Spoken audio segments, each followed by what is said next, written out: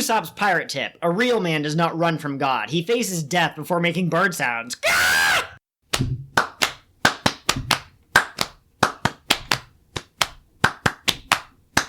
We've got 7 crew members here to have an adventure. Cross the Grand Line with you. Woohoo! We'll cross the Grand Line and have a grand time as we make our dreams come true. Yeah, yeah. We'll ride the knock-up stream to achieve our dreams. Together we watch season 3. Yeah! Start the show. Hello, fellow adventurers of the White Sea, and welcome to episode 61 of King of the What Now, an anime discussion podcast where we discuss the One Piece anime from the very beginning. Is One Piece an anime? Yeah, I guess it is. You know what? We're actually a One Piece anime, or a One Piece podcast that discusses the One Piece manga, contradictorily enough. We're trying to play the numbers algorithms game to get number 1 trending on podcast lists. Anyways, I'm your host, Joel. I'm a longtime fan of the series. I love it to death, and today I have very subtly realigned the gears in God's machine, causing it to temporarily explode. Take that, God. And I'm Curtis. I'm the co-host and also the One Piece novice on the show. And I am a stage performer giving his last performance before retiring. So, I guess I'm going to leave. You inspire us all, Curtis. Oh, how beautiful. Yes, we can all stand up to the injustices that we face. We will, of course, be replacing you with our mini podcasts. You know, I was going to say, who would replace Curtis as the novice in the series? Are our cats One Piece novices, or do they know? I think your cats have seen more episodes of One Piece than I have. That's probably true, but have they been paying attention, or are they too busy, staring at the birds? And making those weird, They really like the South birds. Bird noises. I'm Kat. I'm the ghost of the show, and I am a fashionable lady wearing octopus shoes. Absolutely. Today's episode is a little bit of a break from the formula. Traditionally, we've either watched One Piece episodes or we've watched a movie and a special or that sort of thing. Today, we are mix and matching it a little bit. We are watching the 3rd One Piece TV special, Protect the Last Great Performance, as well as 2 episodes from the anime, episodes 185 and 186, and that is basically Operation Escape from the Arc Maxim. It's Nami, Usopp, and Sanji on the ship, and Luffy is starting to climb Giant Jack with the golden ball. If Curtis wants to give more details, he's free to do so. Nah. Okay, perfect. I'm just kidding. Do you want to do both back to back? Sure. Or, okay. Maybe do the episodes and then do the movie. Okay. Throwing me off. I'm sorry, you've thrown off the novice's groove. Reference joke. The novice's new groove. All right. So for the episodes, we find out that Luffy survived his fall from the Arc Maxim, and also the Shandians are finally escaping after the Skypians told them, "Hey, the world's ending. You should get off. You might explode if you stay here." Sanji and Usopp reach the ship, and Usopp stands up to Eneru. And very impressive, Usopp. Yes, I know. I was impressed. Good job, Usopp. And I was nearly eliminated, but then Sanji stepped in to take the final blow and tossed Usopp onto the waiver that Nami was escaping on. Absolutely. And yeah, so then they get off the ship. Right afterwards, Sanji falls to the ground, but then there's an explosion from inside the ship because he sabotaged it. And Eneru is pissed. So after getting off the ship, Usopp climbs back up real quick. He shot his harpoon. His thing. Usopp. Yeah.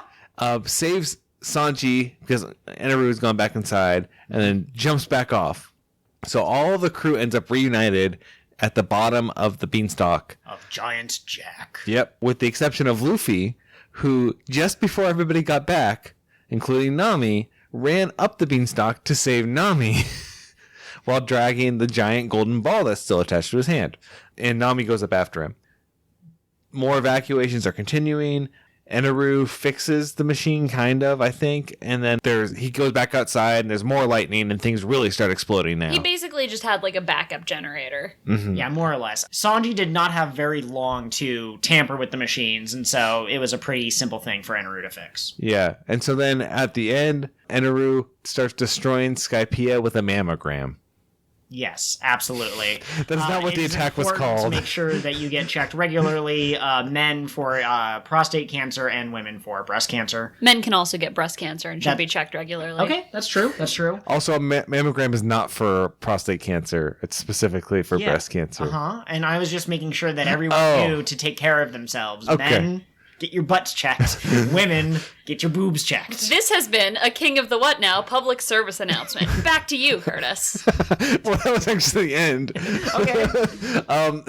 So in this other special, which I had never seen before, it's complicated. Not really. There's a guy who used to be a Marine. What? You're stepping on my toes, man. Whose summary is this? Is it Joel's succinct summary? Or what? Okay, no, it's Now. Curtis's. Go ahead. Well, what now? Go ahead, Sorry, Curtis. that was a bad joke. Yes, as Joel was saying, so we got a performer. He's a stage performer / ex-Marine, and he has a play that he does all over about how pirates are bad, but we can all stand up to them. And he does it to try to inspire people whose families have been killed by pirates. So we have the person who hates pirates, the requirement for any One Piece special. Yes, and this man is also named Randolph in case we describe him by name later and you go, hang on, what? Mm-hmm. So the Straw Hats show up to view the play / play with all the costumes in the back. Yes. They find out that a bunch of the actors have left, so they fill their roles instead, which is great until Randolph finds out they're pirates. And it turns out he really does hate pirates. His family was killed by pirates. That's why he does this play. Mm-hmm. So there's a brief fight between Randolph, this old man who is slowly dying, and Luffy, a person with 100 million berry bounty on his head who has killed multiple people. Allegedly. He doesn't end up killing Randolph. Don't worry, it's all okay. But then these Marines show up and arrest Randolph because apparently, quote unquote, Randolph has been stealing weapons from the Marines and selling them to pirates. He hasn't actually been doing that. The guy who is framing him, who's like Commander Governor, yeah. It's Commander Governor. Who, stupid. Yeah. Who, when Randolph was in the Marines, he was a higher rank than Governor. I don't know who he was at the time. And he found out that Governor was actually doing this. He was taking weapons from the Marines and selling them to pirates to make money. And didn't have any evidence, and then court-martialed him anyways. And the court-martial didn't stick because he didn't have any evidence. And now he's back for revenge. And he's doing what he did, except he's fabricated evidence. He's managed to find eyewitnesses. He planted 3 people. Those were the ones who left the company earlier, and they planted the evidence that he was now finding. So they are going to arrest him, but then Luffy goes on the ship and saves him and helps him escape and says, do your final act, because they were in the intermission. Yes. It's like, do your final act, finish your final performance before you retire. Yeah, because he got injured and he's been losing his voice for 30 years and he knows that this is his last one. Yeah. So he goes back in to do his play. Meanwhile, the Straw Hats are outside defending the ship with the theater on it from attacks by the Marines. Yes. And you can hear it inside a bit. So the play goes on, and you get to the point where he gets to his final speech, which is all about standing up to pirates, and I won't rest until every last pirate is dead at my feet. And he changes it at the last minute because he can't say that because he's met pirates finally who were good people. And so he gives a different speech about how pirates are not our enemy. The enemy are the people with corrupt hearts. And there's a standing ovation and people applaud. The Straw Hats persist outside with help of everybody. Everybody pitches in and defeats these Marines in a battle that's actually not bad. It's pretty good. Yep. And all is well on this island with the theater of no name. Yeah, absolutely. Fantastic, succinct summary, my friend. I Thank don't know you. if there's any key detail points that are coming to mind, and Woo! I think we can move on. I did it. You have to do your call out though. My call out. Oh, yeah. That has been Curtis's succinct summary. Absolutely. I'm done So now. Curtis, how did you like these? Let's focus on the special first, just because it is a special, and so it's special in our hearts. How'd you like it? Well, it was very special. It was good. I liked it better than the movie we watched on the previous episode of King of the What Now. Peek behind the curtains. We actually were planning on doing one big episode that tackled everything, and then the scheduling got in the way, so we ended up watching them back to back, but we're recording them as two separate episodes. So it's fresh in our minds. Yep. This one, the story was simple, and it fit easily in the 40 minutes, and I left plenty of time to watch Straw Hats fight Marines. Yes. Which is really what we watch One Piece for. And it was good. It was the villain was, I mean, it was a normal villain, but like it was just fun watching them defend the ship. Yeah. Like we saw Zoro and Sanji were on these little dinghies and they were shooting cannonballs out of the sky. So Sanji was kicking like something at the cannonballs to stop them. And then Zoro was using his 36-pound cannon to shoot them out of the sky. It was so good. Oh, yeah. And then eventually the Going Merry looks like it's losing because they only have one cannon, it looks like, and then the ship they're facing has like 7 or 8. And eventually someone goes, Robin, can't you do something? And she goes, yeah, 1 sec. And she uses her hands to flip their main cannon around and starts firing on their own ship. And they're just running and screaming. And it's such a good use of Robin's powers. It makes you realize that Robin is actually pretty OP. And the only reason she's not just like constantly dominating things is she's just very restrained. Yeah. Well, and then also we saw during the Alabas arc when she was still an enemy that if you cut one of her hands, the cut transfers to her. So I'm guessing she might not do that because it leaves her vulnerable to them attacking. Oh, yeah, that makes sense. But, yes, Robin is pretty cool. We also discovered that Robin has a love for the theater, which might be some surprising since she does normally come across so reserved. But once they start the play, it turns out the only type of play she's ever seen is a musical, and when they tell her, no, don't act like that, this isn't a musical, she goes, oh, I have no interest, and just walks off the stage. Yeah. What's the point of normal acting? I don't understand. It's so good. And so yes, the main draw of a battle shonen is the battling in the shonen, but you also get lots of just mention, sir, I got some battle in my shonen. You got some shonen in my battle. Okay, but we also got the Straw Hats messing around and just being goofballs. Zoro refusing to be in the play was great. Sanji was supposed to be someone who attacked the princess, but, you know, obviously Nami's playing the princess, so he doesn't want to. Nami gets mad that her character gets written out. Luffy shows up dressed as a monkey, and that's not even supposed to be part of the play. He just found the prop and decided to, like, dance around. Oh, and then Usopp just wants to keep having more and more lines. Yeah, he was like the opening, the monologue setting the stage, and then he keeps going. They're like, get off the stage. Mm-hmm. So good. Yeah, and I forgot about that early part. That was pretty good. Mm-hmm. What else at the very beginning, so when they first found the costumes, Chopper was in a little chicken or a rooster costume. Yes. And Luffy was in a dinosaur costume. It was adorable. And then Luffy was just chasing Chopper around. Oh, God. So you see him in like this, I think it was a Stegosaurus costume, chasing this little chicken around. It's great. And Nami's like, can you two please calm down? And she goes, Sanji, can you get these two in line? And he goes, well, I'd love to. Camera zoomed in on his face, but I can't. And the camera zooms out and he's also in costume. Not you too. I was kind of hoping that maybe he would be in some kind of like a provocative outfit, just because that feels like something Sanji would do. Like, oh, the women are going to be watching me on stage, so I better dress the part. He was just kind of in a nondescript outfit. Also, would have been fun if he had been in something incredibly stupid, like a life-size hot dog costume or something like that, or... He was just too normal. If they had gone in either direction, silly or like overly serious, that would have been good. He would have been a Sanji wiener. Yeah, actually, absolutely. How did you like Randolph, who's, the character with the arc? Oh, Randolph was good. Mm-hmm. He was a good old man. He had awesome hair. He was like unusually like muscular. He was just a good old man. We saw this subbed.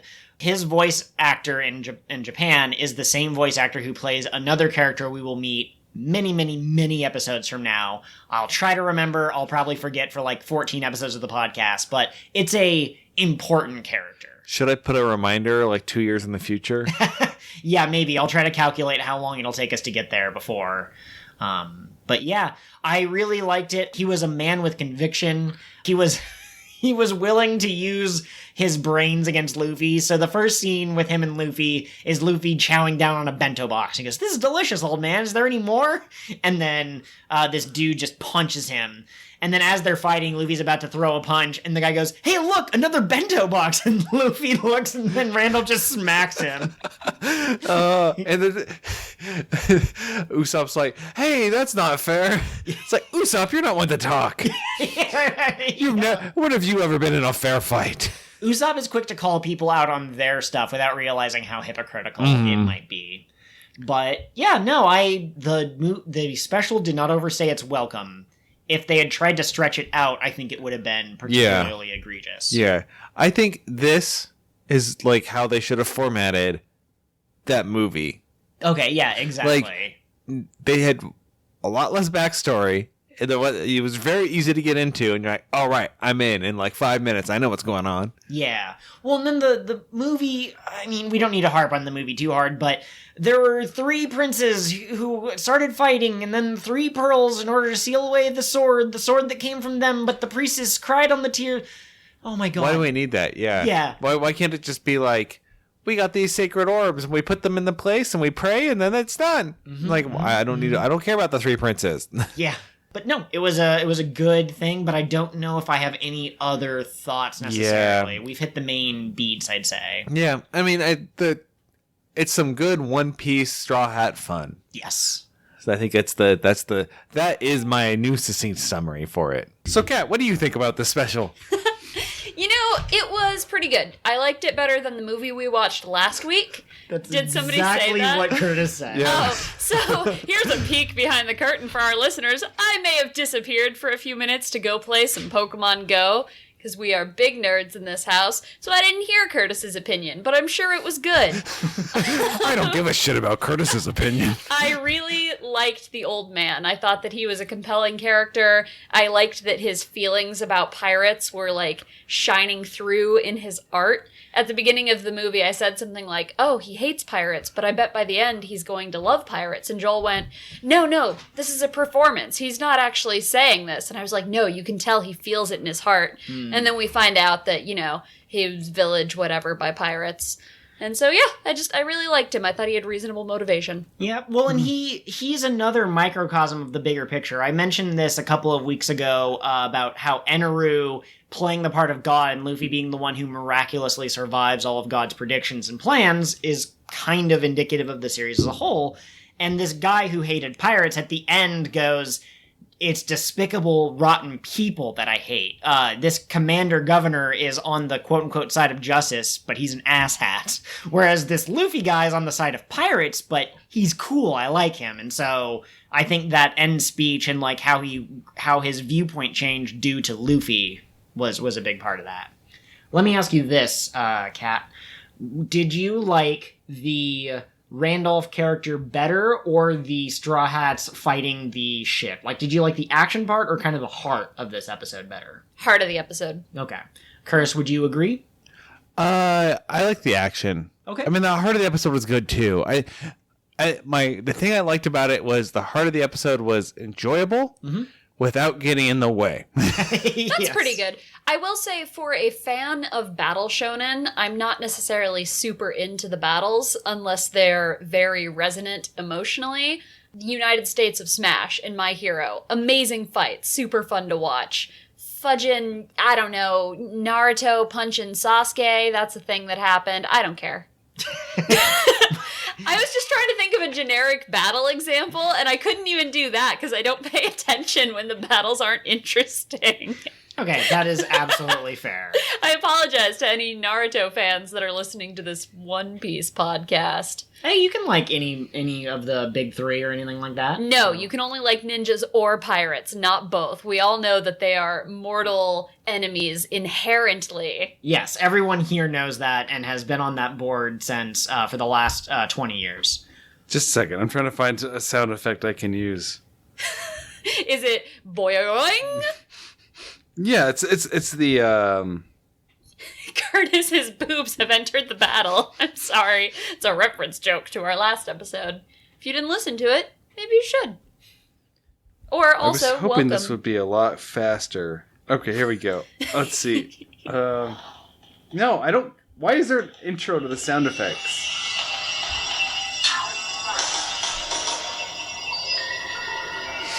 This is not the sound effect. Apparently they have a title. Oh my god. I don't give a shit. Get to the end. Curtis!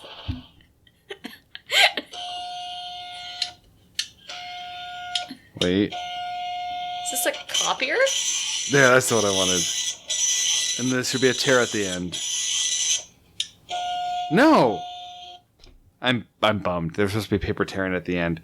I was gonna use it as a segue into our ad. Like, look, like I just got this advertisement right here.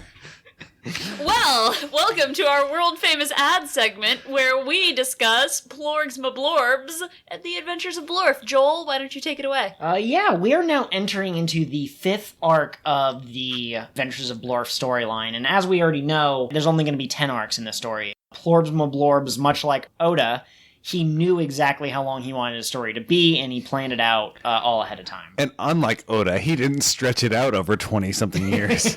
These have been 20 of the best goddamn years of my life. Never mind the fact that it's the majority of the years of my life. This has been my life. I was born with One Piece, and I'll die with One Piece. Oh man, imagine watching One Piece on your deathbed. Oh, I wish man. I could have seen the finale. I was born in the One Piece, made by it, molded by it.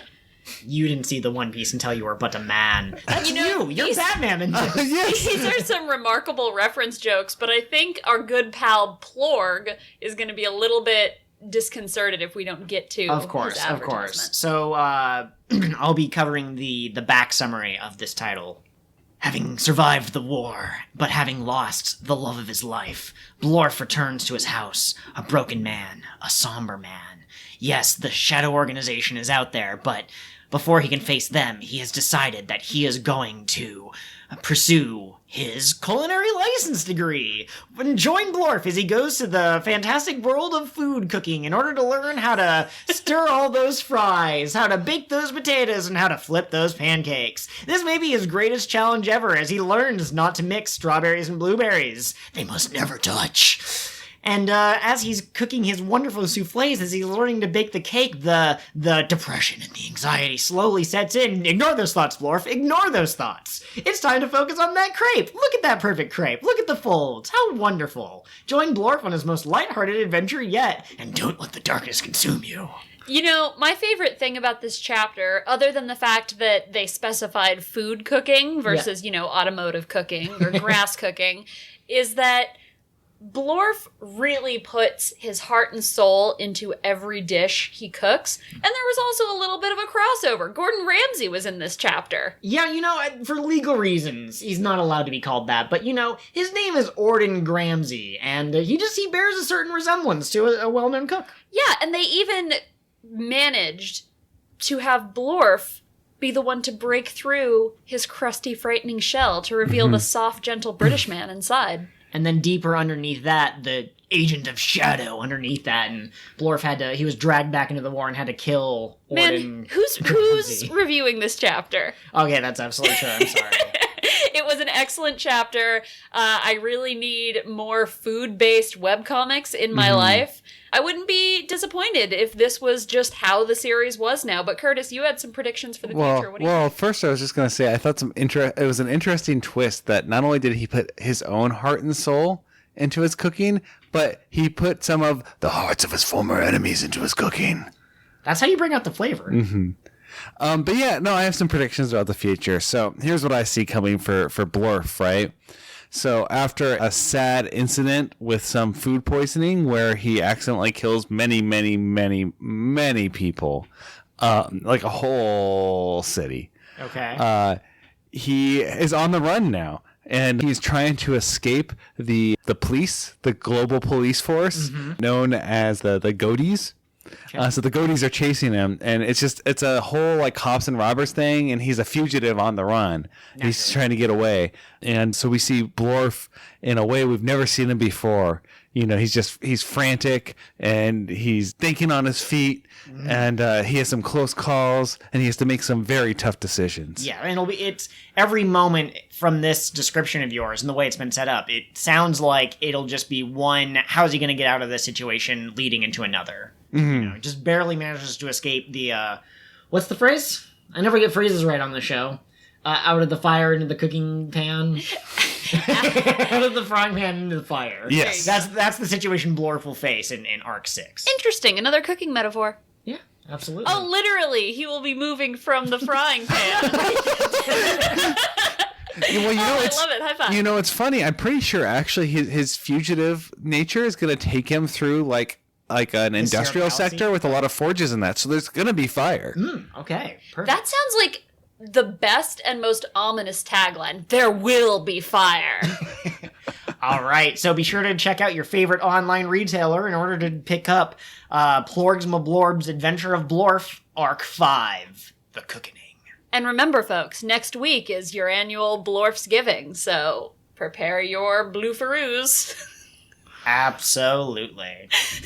We now return to our regularly scheduled episode. I think my wife is dying of a laughing attack. The word bloofaroos. Why'd you put that in the script?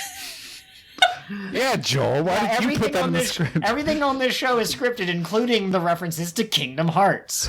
Now, Curtis, why don't you unlock my heart? Yeah. By discussing your favorite part of these 2 One Piece episodes. Yes. I would say, I think my favorite part is when Eneru realizes his ship has been sabotaged. What did they do? Yeah, not only his reaction, but the fact that he can somehow, like, his mantra has limits. Yep. Clearly. Like, I mean, we already knew it had some limits. You can't see inside of snakes, for example. For some reason, which is, you know, a very useful, it's like a very useful thing you could exploit, apparently.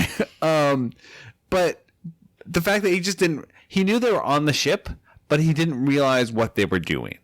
And he was distracted, and it was, there were implications there that I'm hoping will come back. Yes. Well, and then you'll also notice, too, it's Eneru facing Nami, who's one of the canonically weakest members of the crew, especially in terms of physical strength. She's pretty cunning.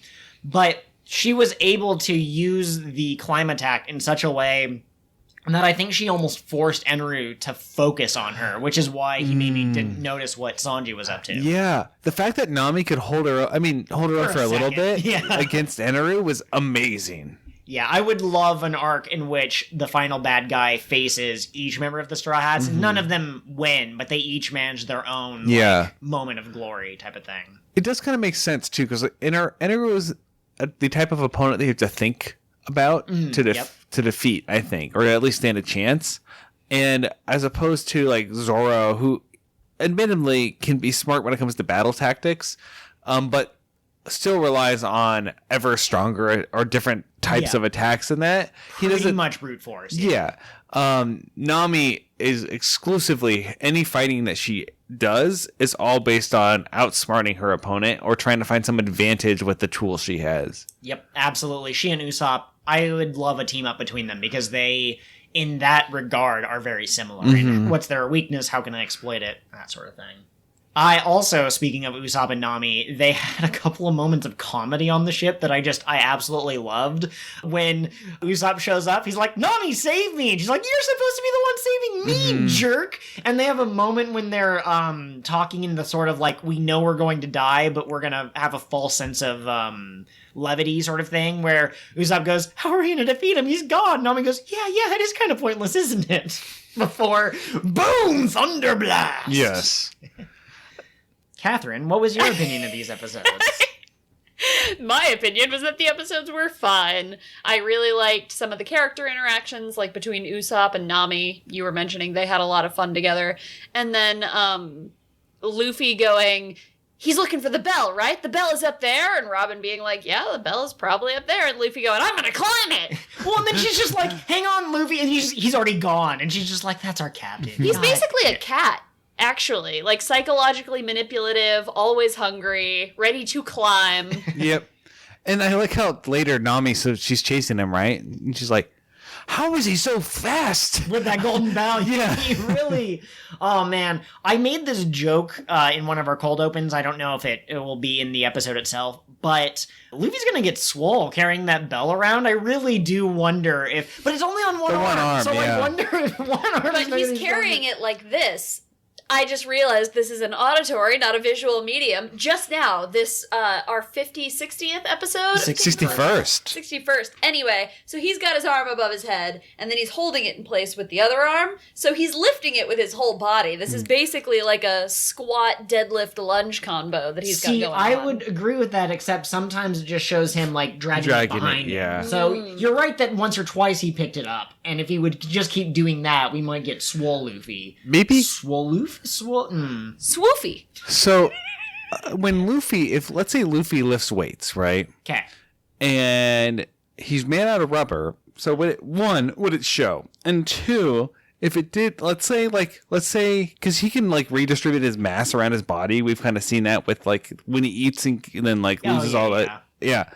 So let's say all he did was work out his left arm. Could he distribute that muscle mass around, or does he still have to work out normally? No, I think his body, like, I think that he's confined by how the body works in terms of, I don't think he can shift the muscle over. Yeah. I was going to say then what he should do is he should just choose whatever exercise is the easiest and that you can do with, like, without much, like, without interrupting your day, like, I don't know, like calf raises or something, and just constantly do that throughout the day and then distribute that muscle mass around. He'd be super buff really fast. Yeah, that absolutely would make sense. At the same time, it just doesn't seem like he's that sort of a guy. He'd rather be chasing bugs with Usopp and then, oh, there's a strong guy who appeared. Maybe I'll try punching harder than last time. Well, maybe it's a combination of these two, right? Maybe it's a combination of him being able to distribute his muscle mass around and the fact that it doesn't show, and that's why he's so strong. Because he's secretly really muscly, but because he's rubbery, it's like denser or something. Like you can't see it. It's all compact. Gotcha. I feel comfortable spoiling one small thing that you asked about. The answer to, does his body show mass? Yes. You can look at pictures of him at the beginning of the series and then later, and he's definitely getting abs as the show goes on. Like, Oda has specifically changed his design. He's not going to show up and be, like, 30 feet tall and lifting a building with his bare hands, but, like, people have shown comparisons between Chapter 1 and Chapter, like, 600, and it's like, look at his neck. It's just a little bit wider, and it's a little bit thicker. Well, and it's funny, too, because if this were any other show, you could kind of attribute that to stylistic drift, but he actually gets progressively more swole. It's not a matter of he isn't swole and then he is. In the most recent chapters, he's gotten significantly buffer than he was the last time he had a buff up. Yeah. What do you want to call it? It's cool that it's progressive. I don't think you see that a lot in anime. The only other place I've seen it is My Hero, where you can see Midoriya getting progressively more ripped as the series goes on. Yeah, that makes sense. Okay. I need a fanboy for a second here. Okay. Sanji's goddamn best moment possibly ever. He blows up the machine when Eneru isn't looking. He, convinces Usopp basically to help save Nami. And then he sacrifices himself by kicking Usopp onto the waiver and getting hit by the thunder blast. And afterwards he goes, "Hey God, thanks for getting my light," before collapsing. It's just like, oh my God, Sanji, how much more extra can you be? It was so good, though. Yeah. When you asked me my opinion of these episodes, I low-key forgot that was these episodes, because I was very sick when we watched them and was not paying attention. But that's one of the best Sanji moments. He's so cool and collected as he's basically dying. And I appreciate that about him. Indeed. And I was impressed that by Usopp, especially him coming back to get Sanji. Yes. That was, we have now started to enter the realm where Usopp he's always going to be cowardly, but like I've said before, his leg shaking as a visible sign of his distress or anxiety, that goes away eventually. I'm not sure where. I think this might kind of be where he starts to phase out of that. He had a moment where he closed the door, and then you saw him freeze. He's like, Usopp, be a man. It's like, we're so proud of our boy. He's showing growth. I want to go back to Sanji for a second, because I think the scene with the cigarette illustrates a really important difference between his character and Zoro's character. Sanji is a person who wants to be cool and does a very good job putting on a cool front when, the moment is dramatic enough. Whereas Zoro is a person who does not care whether he looks cool or not, but is cool anyway. Except for that scene where he was like, I have to pose. That was perfect, but I don't think he's like that most of the time. Oh, I forgot about that with the wax. Yeah, you guys should have picked poses before your body started stiffening. But even that, I think, was less Zoro, I'm going to look cool for all these people, and more him dealing with the fact that he was about to die. Okay. I don't think he cares as much about how other people see him. And for Sanji, the performance aspect of being cool seems very important. Yeah. Yes, I would completely agree with that. I think that he spends the most time... I think Usopp probably spends a lot of time trying to figure out how to be cool, but because of his, shall we say, unique physiology, kind of with the nose, he's a scrawny guy, I don't know if he can pull it off as well. And also, he's not going around doing impressive kicks like Sanji is. It's not the fact that Sanji kicks, it's the fact that he can kick so hard and whatever. Well, and he's such a big doofus at his core. He did the Melorine scanner thing a couple episodes ago, and that's who he is for me. He's a big doofus who loves ladies and can say cool things at dramatically appropriate moments. No, I completely agree. Did you notice something about... Well, okay, sorry, that's a loaded question. I wanted to get you to give me an answer, Curtis, but I think it would be easier if I explained my thoughts. Sanji did not show up on the deck? Yeah, the deck. He didn't show up on the deck as quickly as Usopp because he was examining the ship and he set a trap, basically. This is, if you've been paying attention, kind of the second time that Sanji has done that, where he has not been in the foreground, but he's done something to help the crew in the background. He was Mr. Prince back in Alabasta, and Crocodile didn't even know that Luffy had this member on the crew, somehow. And now he's shown up here, and he's done damage to the ship enough to kind of make Eneru go, "Arr-gar-gar-gar-gar." And so, maybe this will be a trend. Maybe that's Sanji's role, as he's pretty strong, but he's actually better at, taking out the enemy's weapons or something behind him. Yeah. He's, kind of a behind enemy lines sort of thing. Mm-hmm. But I just wanted to point that out because I definitely think it's supposed to be a trend. Okay, I'll have to keep an eye out for it then. Perfect. Oh, something else I noticed in these episodes, which it's probably been in all the episodes with Robin before, but I just didn't notice it till now. Yep. Robin doesn't use anybody's names. She only refers to them by titles or descriptions. So, Navigator-san for Nami. Yeah, Navigator, Doctor, Swordsman, Cook, Captain. I think Usopp is Longnose. I believe so. Which is probably... I think that's the only one that's just a straight description. Mm-hmm. I have a theory on that, but it won't be relevant for a while, so I'm going to put a mental pin in this idea. Okay. I think that Catherine and I are sending mental energies to each other. We haven't discussed this point, but I think she and I came to the same conclusion at the same time. She just strikes me as someone who's very into academics to the point where, she cares about people, but doesn't have space in her brain to keep track of their names. Well, and just going off what we know about her from the series so far, I don't think she's ever had friends. Mm-hmm. And so her trying to figure out, what does being friends mean? She still doesn't know, friends can use each other's names. She probably, in her whole time working for Crocodile, just called him boss, and that was the closest thing she's had to a friendship. Yeah. And I mean, I really identify with the way she keeps track of people, because I have a hard time remembering names, but I remember oh yeah, that one person who does this, right? Yeah.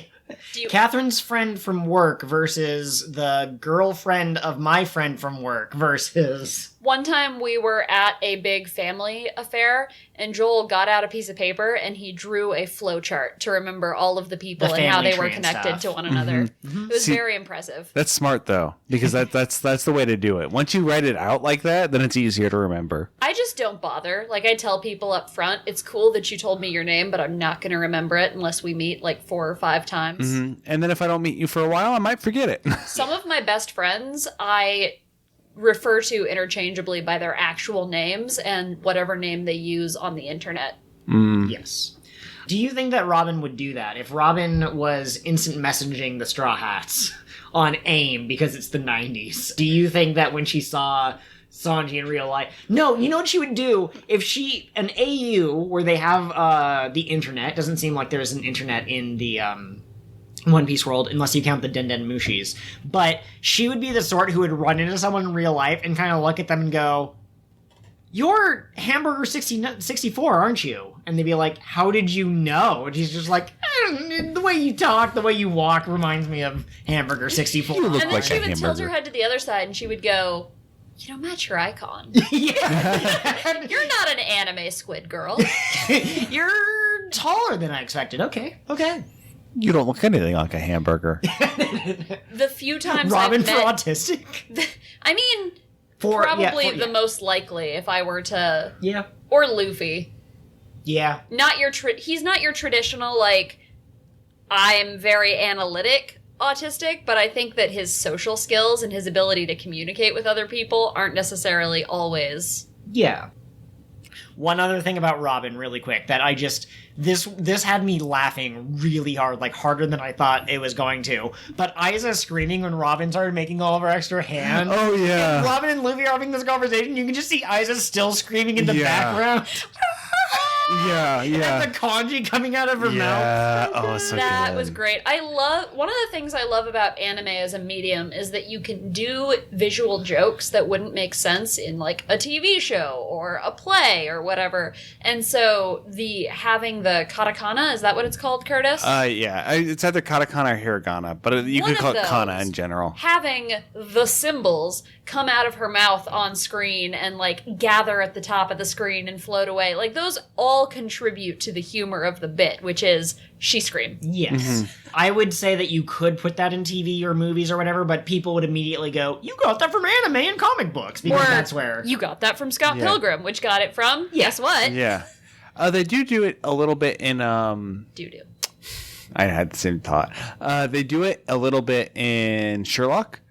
Oh, with, that's like, right. the way we have they- his mental map and stuff. Yes, they That's do the true. mental map and then like how they depict the messages and all of that. Yeah, that's true. So, much like Usopp hopping off of the ship into the clouds below, I'm going to hop from this topic onto another one. I see. Okay. Yes. So, we saw in the last set of episodes we watched, which would have been in episode 59 of the podcast, Yes. that the Skypians went to the Shandians to tell them, hey, Skypea is going to be destroyed. You guys got to get out of here. And we saw in these episodes, they are actually listening. The elder is basically the one pushing everybody out. Like he we was can't- able to convince them. Yep. Yeah, we can't stay here. And they get out just in time because there's a lightning bolt that obliterates their entire village right after they leave. Absolutely. And I just think it's interesting that seeing that they listened and knowing the history they have with the Skypians was powerful. Absolutely. I love that. As Catherine pointed out, I love that in this time of crisis, these people are kind of putting aside their differences just for a moment. And then it's great. I also think that it's super interesting that whatever happens to this land, it seems like Luffy was the one who... Because I don't know if the White Berets would have picked up on the fact that the island was going to be blown up if Konos hadn't warned them. Konos wouldn't have warned them if not for the fact that her dad was hit by the lightning and killed. But he wouldn't have been hit by the lightning and killed if they hadn't been waiting for the Straw Hats. And they wouldn't have been under God's judgment if Luffy hadn't been so nice to them. So any survivors in this situation are directly because of Luffy. And I think that's really powerful. But he also didn't show up and say, hey, you know what? I'm going to make a political statement. He didn't show up and poll people whether they're happy with their current ruler. He just sort of did his own thing, and by happenstance and through his natural goodwill, he's able to help them. Yeah, he's an instigator for events. Yes, absolutely. I have another quick comment. Usopp, when he realized that Luffy had gone up the beanstalk to save Nami, and they were all ready to go except for their captain, Usopp lets out a, "Damn it, Luffy!" And that just... Oh, it's another such a perfect quote for this series. Usopp and Sanji, or Usopp and Nami, and maybe Robin going, "Damn it, Luffy," is my aesthetic. That's who Luffy is. He is a person who inspires damn it. We wrote down a note to discuss the music that plays when Usopp shows up to save Nami. It has been a couple of days, and I no longer remember why I wrote that down. It was good. Yeah. Good music. It was impactful. I don't remember why you wrote it down either, but I was the one who went, "You have to write that down! We have to discuss the music!" The musical cues in One Piece are very dramatic. Was it the video game music? It was the video game music. That's why I wanted to discuss it. Usopp is the most likely to be a video gamer type character, I would argue, and see things in terms of like stats and leveling up. And this was very much a level up moment for him. He overcame his fear and he went back to fight Eneru and get Nami and Sanji, and it was very good. And so the music that was playing, that was like boss battle music while that was happening, was super cool. One Piece is hype as heck. I agree with that. However, I would say that the way I would use the term level up would be for a fighting technique, because this is specifically a battle shonen. So like a new technique, even if it's not necessarily a direct physical attack. And then maybe this is more of like an achievement unlocked moment where it's like, set up to God, bloop, and it shows up in the top left of the corner. He's like, okay, I got my achievement, I'm out of here! I want you to know my first instinctive reaction is, well, good for you, we use different words. But no, I feel what you're saying. I didn't mean to say, like, you're wrong. I was just saying, like, in my mind, that's how I would separate them. And this is a podcast with 3 hosts where 3 people have different opinions sometimes. Curtis, what kind of words do you like? Buoyancy. Bulbous bouffant. No one Lord can hear Gadatsu! with your mouth closed. Oh, curlers. I don't know why we're like this, but I love it. I think it's clear that we're all hopped up on Pixie Sticks. We had a sleepover last night, and we stayed up till 4 in the morning watching our favorite movies and discussing our favorite actors and who we thought we were going to marry. What? Your kids didn't go to bed on time? No, Mom! Shit! Run! Mom, I'm podcasting! Get out of here! Real quick. Yeah. I have a mystery of One Piece. Okay. That must be solved. Great mystery. Everyone put on your detective caps, get out your magnifying glasses. I shall be smoking a pipe cigar. Is that what they're What called? is in the pipe? A teeny tiny worm who can control my thoughts. I was curious what you were smoking. A teeny tiny worm who can control my thoughts. He shall be addressed as Frederick, and he will be joining us as our fourth host. Go ahead, Curtis. What mystery do you have for the mystery solvers to solve? Also, would you like a puff off of this worm pipe? It's just aesthetics! It's so that I look the part! I was trying to... We just saw the man's last performance! I am carrying Randolph in my heart! In a performance! I wanted... A podcaster has to put their life on the line! A microphone is not a toy! Since it's a worm that controls your thoughts, I was playing at it controlled my thoughts, and now we want to get it control over Curtis as well. That makes perfect sense! Thank you! You're welcome! Curtis, please rescue us from this interaction. Okay. Here we go. Ready? The survivors of Shandora Yep, came from the blue sea. correct. They had no wings. They were shot into the sky, and their descendants have wings, much like the Skypeans. Where did they get their wings? They evolved them over the course of many years. They killed angels and took the wings for themselves. They're wearing the bloody wings that have been the victories of war. So did they just hand them down generation to generation? Yeah. Yes. Frederick says that the wings are a Mario-style power-up, and that there is a block that gives you the wings very close to where their village was pushed up into the sky. I was thinking interbreeding, but okay, this works. I like the idea of interbreeding. Because in the way evolution works in the real world, and Oda does, he kind of borrows from the real world close enough that you can kind of use that to base your facts.